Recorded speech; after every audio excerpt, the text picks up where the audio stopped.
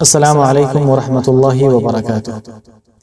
الحمدللہ رب العالمین والصلاة والسلام علی اشرف الانبیاء والمرسلین نبینا محمد وعلی آلہ واصحابہ اجمعین، اما بعد۔ معزز ناظرین و سامعین، آج کا پہلا سوال یہ ہے کہ ایک شخص ٹی بی کا مریض ہے، رمضان میں روزہ رکھنا اس کے لیے دشوار ہے۔ گزشتہ رمضان میں بھی اس نے روزہ نہیں رکھا، کیا اس پر کھانا کھلانا واجب ہے؟ واضح رہے کہ اس بیماری سے اس کے صحت یاب ہونے کی امید نہیں۔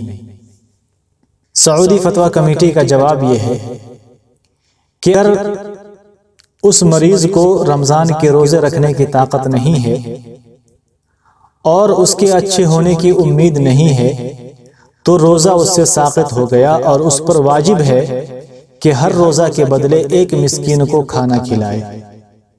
اس کے گھر کے لوگ جو کچھ کھانے کے عادی ہوں اس میں سے آدھا سا ہر روزہ کے بدلے دے، مثلا گیہوں، کھجور، چاول وغیرہ، اگر اس کو اس کی قدرت ہے۔ ایسے مریض کا وہی مسئلہ ہے جو ضعیف بوڑھے یا بوڑھی کا ہے جن کو روزہ رکھنا دشوار ہے۔ اگلا سوال یہ ہے کہ میں ایک بیمار عورت ہوں، گزشتہ رمضان کے کچھ روزے میں نہیں رکھ سکی تھی اور بیماری کے باعث ان کی قضا بھی نہیں کر سکی، اس کا کفارہ کیا ہے؟ ایسے ہی اس سال بھی میں روزے نہیں رکھ سکوں گی، اس کا کیا کفارہ ہوگا؟ شیخ ابن باز رحمہ اللہ فرماتے ہیں کہ بیمار آدمی کے لیے اگر روزہ رکھنے میں مشقت ہو تو اس کے لیے روزہ نہ رکھنا جائز ہے، اور جب اللہ تعالیٰ اسے شفا دے وہ اس کی قضا کر لے، کیونکہ اللہ رب العالمین کا ارشاد ہے وَمَنْ كَانَ مَرِيضًا أَوْ عَلَى سَفَرٍ فَعِدَّةٌ مِّنْ أَيَّامٍ أُخَرَ، یعنی جو بیمار ہو یا سفر میں ہو وہ دوسرے دنوں میں گنتی پورے کرے۔